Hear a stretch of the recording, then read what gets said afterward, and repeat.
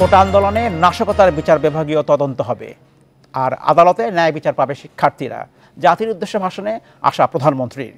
এদিকে কোটা আন্দোলনের সংঘর্ষের জেরে দেশের সব বিশ্ববিদ্যালয় বন্ধ ঘোষণার পর সকাল থেকে হল ছাড়ছেন শিক্ষার্থীরা। এর মধ্যে চট্টগ্রাম, রাজশাহী, বরিশাল, রংপুরের বেগম রোকেয়া বিশ্ববিদ্যালয়ের সহ অনেক শিক্ষার্থী প্রশাসনের নির্দেশে হল ছেড়েছেন। এসব নিয়ে আলোচনা করতে আমাদের সঙ্গে যোগ দিচ্ছেন ঢাকা বিশ্ববিদ্যালয়ের শিক্ষক সমিতির সভাপতি অধ্যাপক নিজামুল হক ভূঁইয়া, আরও আছেন ঢাকা বিশ্ববিদ্যালয়ের শিক্ষকদের সংগঠন সাদা দলের যুগ্ম আহ্বায়ক অধ্যাপক সিদ্দিকুর রহমান খান। জনাব ভূঁইয়া এবং জনাব খান, আপনারা দুজনকে স্বাগত জানাচ্ছি। আশা করছি আপনারা ভালো আছেন। জনাব ভূঁইয়া, আপনার কাছে জানতে চাই প্রথমেই, প্রধানমন্ত্রী একটু আগে জাতির উদ্দেশ্যে ভাষণ দিয়েছেন, সেখানে বেশ কিছু তিনি বলেছেন কথা। বলছেন যে ঘটনার সহিংসতা হয়েছে তার জন্য তিনি দুঃখ প্রকাশ করেছেন, নিহতদের জন্য এবং তাদের পরিবারের প্রতি সহানুভূতি জানিয়েছেন। বলছেন বিচার বিভাগীয় তদন্ত হবে এবং আশা করছেন বিচার যে বিষয় নিয়ে এত কিছু গোলমাল, যেটা কারণ সেটি আদালতে সমাধান হবে এবং শিক্ষার্থীরা আদালতে ন্যায় বিচার পাবেন। আপনার একটু মূল্যায়ন জানতে চাই। এখন জন্ম সনদ দিয়ে খোলো বিকাশ স্টুডেন্ট অ্যাকাউন্ট, নিজের বিকাশ নিজে কর। ধন্যবাদ আপনাকে, ধন্যবাদ ইন্ডিপেন্ডেন্ট টিভির অসংখ্য দর্শকবৃন্দকে। আমার একজন সহকর্মী এখানে অবস্থান করছেন।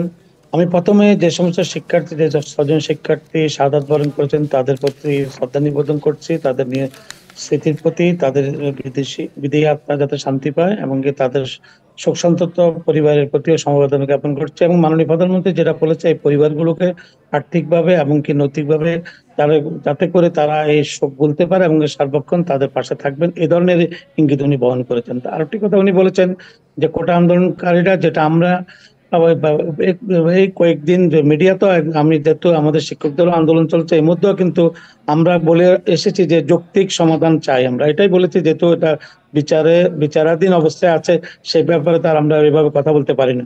তো মাননীয় প্রধানমন্ত্রী যেটা বলেছে ন্যায় বিচার পাবে বলে উনি, আমি আশাবাদী। এটার অর্থ হলো যে আমরা মনে করি যে ন্যায়সঙ্গত বিচার কোটা আন্দোলনকারীরা পাবে। এবং আরেকটি কথা উনি বলেছেন যে কোটা আন্দোলনে নাশকতার বিচার বিভাগীয় তদন্ত হবে। আসলে এই যে কয়দিন যে নাশকতাগুলো হয়েছে, আমাদের কোটা আন্দোলনকারী আন্দোলন করেছে, আমরা তাদের সাথে দেখা হয়েছে, স্যার আমাদেরকে একটু সমর্থন দেন। আমরাও বলেছি দেখো তোমাদের ব্যাপারে আমরা এতটুকু করতে পারি।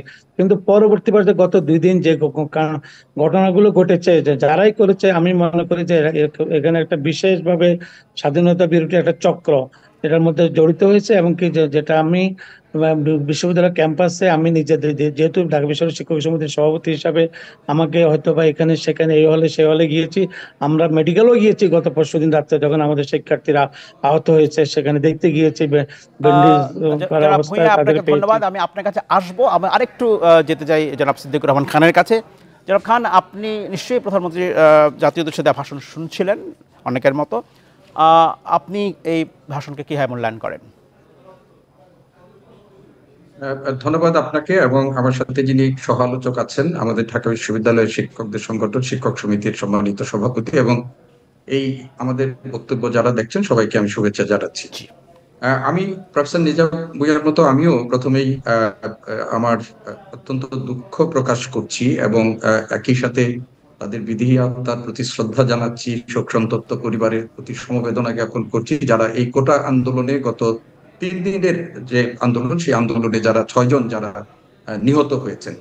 মাননীয় প্রধানমন্ত্রী একটু আগে জাতির উদ্দেশ্যে খুবই একটা সংক্ষিপ্ত ভাষণ তিনি দিয়েছেন এবং এই ভাষণে তিনি কতগুলো এই আন্দোলন সম্পর্কে কথা বলেছেন। তিনি তার নিজের সংগঠনের একজন যে মৃত্যুবরণ করেছে তাকে বিশেষভাবে উল্লেখ করে তিনি অন্যদের উল্লেখ না করলেও তিনি বলেছেন তাদের ব্যাপারটিও দেখবেন। আমাদের কাছে একটা বিষয়, আমরা মাননীয় প্রধানমন্ত্রী, দেশের প্রধানমন্ত্রী, আমাদের কাছে খুবই ভালো লাগতো যে তিনি যদি রংপুর বিশ্ববিদ্যালয়ের যে শিক্ষার্থীটির মৃত্যুর ঘটনা এই জাতি দেখেছে, প্রত্যক্ষ করেছে, পুলিশের গুলিতে যেভাবে নিহত হয়েছে, তিনি যদি তার কথাটা উল্লেখ করতেন এবং অন্যদেরও উল্লেখ করতেন, সেটা আমাদের জন্য আত্মতৃপ্তির ব্যাপার হতো। এটি আমাদের কাছে অনেক প্রত্যাশিত ছিল। আর আপনি যেটি বলছেন যে মাননীয় প্রধানমন্ত্রী অনেকগুলো কথা বলেছেন, এর মধ্যে নাশকতা এবং আমাদের সভাপতি মহোদয় যেভাবে কথাটি বলেছেন যে এর মধ্যে স্বাধীনতা বিরোধী চক্র।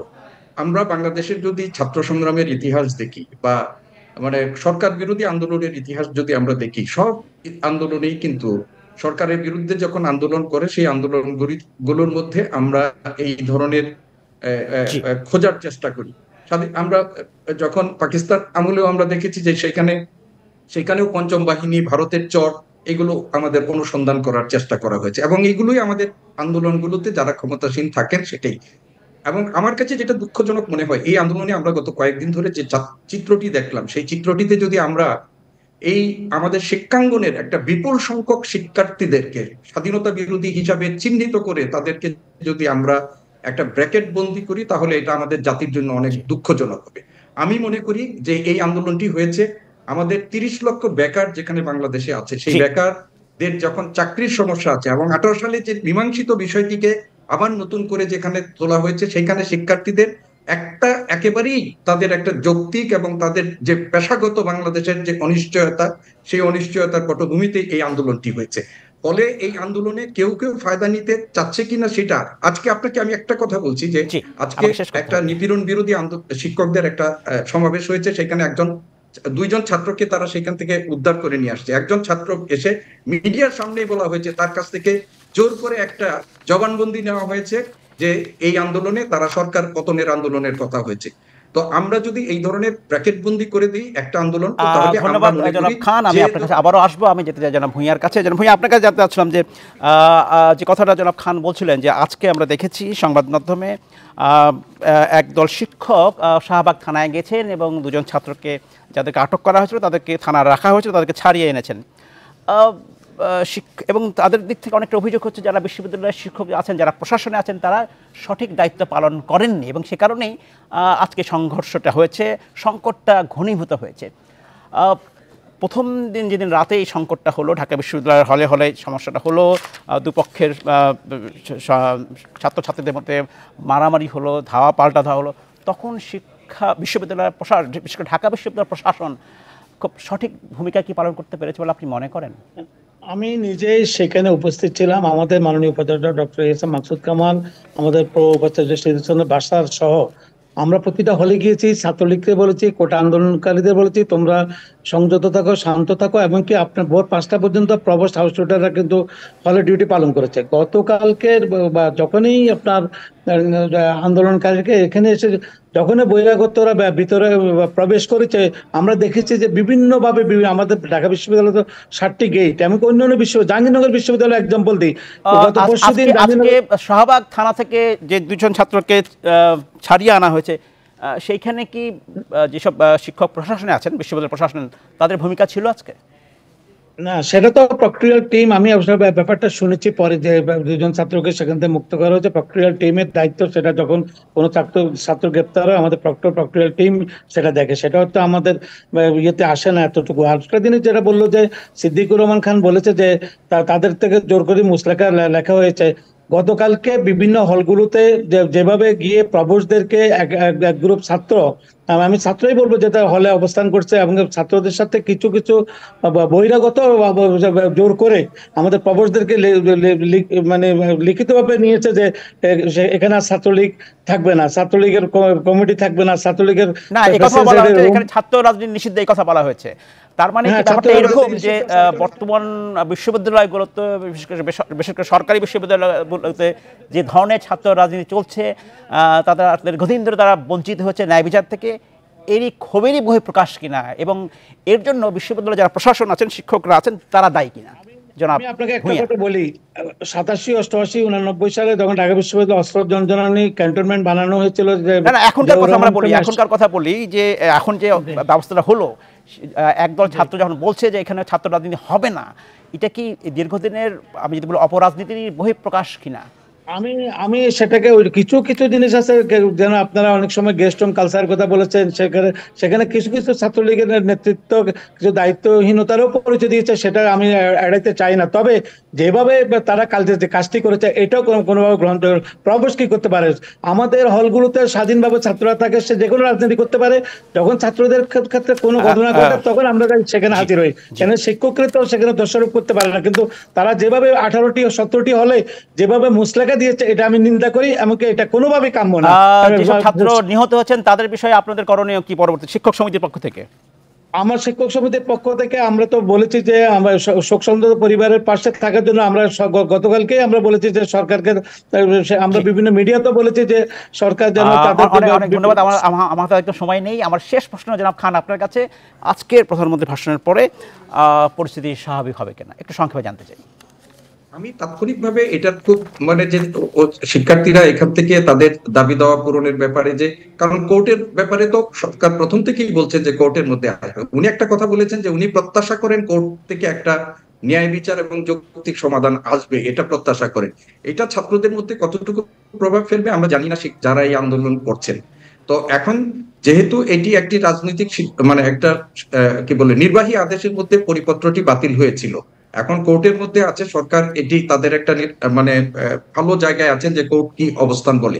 এখন আমি যেটা মনে করি যে বিশ্ববিদ্যালয়ের শিক্ষক প্রতিষ্ঠানগুলো যে বন্ধ করে দেওয়া, আপনি একটা সহিংসতার জন্যই তো আপনি দেখেন সেই সহিংসতাটা কিন্তু তৈরি হয়েছিল আমাদের যে ক্ষমতাসীন রাজনৈতিক দলের যিনি সাধারণ সম্পাদক, তিনি কিন্তু ছাত্রলীগকে একটা নির্দেশ দিয়েছিলেন যে রাজনৈতিকভাবে এই কোটা আন্দোলন মোকাবেলা করার জন্য, এবং সেই দিনেই কিন্তু ঢাকা বিশ্ববিদ্যালয়ে এই আন্দোলনের একটা সহিংসতা শুরু হয়েছে। এবং আজকেও মাননীয় সাধারণ সম্পাদক বলেছেন তিনি যে এই যে ওয়ার্ডে ওয়ার্ডে এক ধরনের প্রস্তুতি নেওয়ার জন্য, গোটা প্রজন্মটাকে যদি আমরা এইভাবে দ্বিধাবিভক্ত করে আমরা যদি সামনের দিকে নিয়ে যাই এই কোটার যৌক্তিক সমাধান না করে, তাহলে আমি মনে করি যে আমাদের জন্য একটা দীর্ঘমেয়াদী একটা সংকট তৈরি হবে। আরেকটা যেটি নিজাম ভাই যেটি বলছিলেন যে হলে হলে ছাত্রলীগের, আমরা কিন্তু আমাদের সাধারণ শিক্ষার্থীদের সেই নিরাপত্তাটা দীর্ঘদিন দিতে পারি, এটা আজকালের ব্যাপার না, দীর্ঘ সময় ধরে। ফলে আজকে কোটার সাথে তাদের যে দীর্ঘদিনের ক্ষোভ, সেটারও কিন্তু বহিঃপ্রকাশ হয়েছে। ছাত্রলীগ একটা পুরনো সংগঠন, তাদের নেতৃত্ব যদি এটা উপলব্ধি না করতে পারেন এবং ছাত্রলীগের যারা পৃষ্ঠপোষক আছেন তারা যদি এটি উপলব্ধি না করতে পারেন যে ছাত্রদের দ্রোহের জায়গাটা কোথায়। অনেক ধন্যবাদ জনাব খান, অনেক ধন্যবাদ। আমি একটু যেতে চাই জনাব ভূঁইয়ার কাছে। জনাব ভূঁইয়া, আপনার কাছে একই রকম প্রশ্ন, যে আজকে প্রধানমন্ত্রী যে ভাষণটা দিলেন এর ফলে সংকটের সমাধান হবে কিনা, প্রশমিত হবে কিনা বর্তমানে যে বিক্ষোভ চলছে? ধন্যবাদ আপনাকে। আমার ওই প্রশ্নটা কিন্তু ওই সময় আমি শেষ করতে পারি না। আমরা ওই যে নিহত শিক্ষার্থীদের পরিবারের প্রতি সমবেদনা এবং সরকার যেন ওদের পাশে থাকে, আমাদের মাননীয় প্রধানমন্ত্রীর বক্তব্য আমরা সেটা পেয়েছি। আর সংকটের সমাধান আমি মনে করি যে মাননীয় প্রধানমন্ত্রী যেভাবে ন্যায় বিচার পাবে বলে আশাবাদী, আমি আশাবাদী। এটার অর্থই তো একজন সরকার প্রধান থেকে যখন বলা হয় তখনই বুঝতে হবে যে আমরা এতদিন থেকে আমরা বলে আসছি যে যৌক্তিক সমাধান, আমি মনে করি যে একটি যৌক্তিক সমাধান সেখানে চলে আসবে। আর আমরা আশা করবো যে আদালতে একটা যৌক্তিক সমাধান চলে আসবে এদের কোটা নিয়ে। আর আমরা মনে করি যে কোটা আন্দোলন নিয়ে যাতে বাইরে প্রেস ক্লাবে বাসে যেন আগুন দেওয়া না হয় এবং পল্টনে যাতে ওই বিজনেস সেন্টারগুলোতেও যেন ভাঙচুর না করা হয়, তাহলে মানুষ মনে করবে না কোটা আন্দোলন তখন অন্যদিকে চলে যাবে। এমনকি এটাকে জনাব ভূঁইয়া, আরেকটি বিষয় আপনি একটু দৃষ্টি আকর্ষণ করি। গত 16 তারিখে শিক্ষক সমিতির পক্ষ থেকে আপনারা একটি আমি যদি বলি প্রেস বিজ্ঞপ্তি দিয়েছেন সংবাদ মাধ্যমে, যেখানে হেডলাইনটা হচ্ছে ঢাকা বিশ্ববিদ্যালয়ের ক্যাম্পাসে আমি রাজাকার স্লোগানের প্রদানের নিন্দা করেছেন আপনারা। আজকে একটি সমাবেশে একদল শিক্ষকরা যারা শাহবাগ থানা থেকে দুজন শিক্ষার্থীকে ছাড়িয়ে নিয়ে এসছেন, তারা বলছেন যে কতখানি, একজন শিক্ষক আমি বক্তৃতা শুনছিলাম, বলছেন কতখানি রাগ অভিমান হলে বলতে পারে একজন মানুষ আমি রাজাকার। এই বিষয়টিকে আসলে উপলব্ধি করতে পারছে সবাই? আমি যেটা মনে করি যে আমাদের কোমলবতী শিক্ষার্থীরা যারা কোটার আন্দোলন করছে, সেখানে অনুপ্রবেশকারীরা তাদেরকে বলেছে এটা দাও, প্রধানমন্ত্রী বলছে আমি মুক্তিযোদ্ধাদের সন্তানদেরকে চাকরি দিব না, নাকি রাজাকারের সন্তানকে চাকরি দিব, উনি রাগ করেই কথাটি বলেছেন। কিন্তু আমার এটাকে অপব্যাখ্যা করা হয়েছে, এমনকি এটা দিয়ে আমাদের শিক্ষার্থীদেরকে যখনই বলা হয়েছে যে তুই রাজাকার আমি রাজাকার, এই তো স্লোগান গুলো দেওয়া হয়েছে, ওরা অত জানেও না, ফার্স্ট ইয়ার সেকেন্ড ইয়ার ছেলে ওটা কি বুঝে, ওরা স্বাধীনতা যুদ্ধ সম্বন্ধে ইতিহাস সম্বন্ধে এত ধারণা নেই। জনাব ভূঁইয়া, আপনারা যে প্রেস নোটটা দিয়েছেন সেখানে বলা হচ্ছে আমরা স্বাধীনতা ও মুক্তিযুদ্ধ বিরোধী ও রাজাকারদের পক্ষাবলম্বনকারী সকল অপশক্তির বিরুদ্ধে সোচ্চার থাকতে দেশবাসীকে আহ্বান জানাচ্ছেন। স্বাধীনতার 53 বছর পরেও যখন এই বিষয়ে আলোচনা বিশ্ববিদ্যালয় মুক্তিযুদ্ধ সমাধান কি আসলে? যে বিশ্ববিদ্যালয়ের শিক্ষকরা প্রাণ দিয়েছে, আজকে বিশ্ববিদ্যালয় ক্যাম্পাসে ঘুরে ঘুরে দেখেন শহীদ শিক্ষকদের নাম, শিক্ষার্থীদের নাম। ঢাকা বিশ্ববিদ্যালয় ক্লাবে যাই দেখবেন যে আমাদের বিজয়ের 2 দিন আগে যে বুদ্ধিজীবীদের হত্যা করা হয়েছে, তো শিক্ষকরা প্রাণ দিয়েছে, শিক্ষক হিসাবে সে লজ্জা আমরা রাখবো কোথায়? তো আমাদের এখানে যদি বলা হয় যে আমি রাজাকার আমি এটা তো শিক্ষার্থীদের দোষ নেই, তাদেরকে অনুপ্রবেশকারীরাই কিন্তু তাদের আজকে যেমন শিখিয়ে যেমন তারা শিক্ষকদের দিয়েছে। একটি অংশ বলছিলেন যে কেউ বিরোধিতা করলেই তাকে রাজাকার বলা হয়, এই মানসিকতা থেকে বের হতে হবে, এই বিষয়েও কিন্তু একজন শিক্ষক বলেছেন। স্লোগানটা তো পুরো ক্যাম্পাসে করা হয়েছে বিদায়, এটা আমাদের লেগেছে বিদায় আমরা বিবৃতি দিতে বাধ্য হয়েছে, সেই বিবেকের তাড়নায় মুক্তিযুদ্ধের সপক্ষে শক্তি হিসাবে আমরা মুক্তিযুদ্ধের চেতনা বিশ্বাস করি বিদায় আমরা। অনেক ধন্যবাদ জনাব ভূঁইয়া। আমি অল্প সময়ের জন্য যেতে চাই জনাব সিদ্দিকুর রহমান খান, আপনার বক্তব্য জানতে চাই। আপনি বলছিলেন যে আজকের এই যে প্রতিক্রিয়ার কথা, শিক্ষক সমিতি যে স্টেটমেন্টটা দিয়েছে, আমরা মনে করি আমাদের গোটা জাতির সামনে শিক্ষক সমিতি আমাদের আবারও ছোট করেছে। কেননা উনারা দাবি করেছেন যে খণ্ডিত, প্রধানমন্ত্রীর বক্তব্যে খণ্ডিত কে করেছে, শিক্ষক সমিতিও আমাদের শিক্ষার্থীদের বক্তব্যটাকে খণ্ডিত করে এই স্টেটমেন্টটা দিয়েছে। এবং ছাত্ররা কিন্তু বলেছে, কে বলেছে, স্বৈরাচার বলেছে, সরকার বলেছে, সরকার বলেছে, সেইটুকু বাদ দিয়ে শুধুমাত্র আমি রাজাকার তুমি রাজাকার এটি বলে তাদেরকে যেমন প্রধানমন্ত্রীর বক্তব্যকে অপব্যাখ্যা করার অভিযোগ করা হয়েছে, আমি মনে করি শিক্ষার্থীদের করা হয়েছে। শিক্ষক সমিতি এই কাজটি অনেক ধন্যবাদ জনাব খান। আমি একটু সুযোগ দিতে চাই জনাব ভূঁইয়াকে, যেহেতু শিক্ষক সমিতির সভাপতি হিসাবে যে অভিযোগটি করলেন জনাব খান, খুবই অল্প সময়ের মধ্যে 20 সেকেন্ডের মধ্যে আপনার উত্তর চাই, এরপর আমি শেষ করব। আমি যেটা মনে করি যে আমরা মূল জিনিস যেটা পাবো সেটাই, যেগুলো রাজাকারের ব্যাপারটাই যেগুলো এখন প্রাধান্য পেয়েছে আমরা সেইটুকুই বিবৃতি দিয়েছি। অন্য যদি পুরো বিবৃতি পুরো জিনিস যদি আমরা খণ্ডন করি, তার এত বিবৃতি তো মানুষ পড়ে না, যেটা মূল জিনিস আমরা সেটাই দিয়েছি। আমাদের কিন্তু ক্যাম্পাসে আমাদের আমাকে শেষ করতে হবে। জনাব সিদ্দিকুর রহমান খান, জনাব নিজামুল হক ভূঁইয়া, অসংখ্য ধন্যবাদ। আমরা পরবর্তীতে হয়তো আবারও আলাপ করব।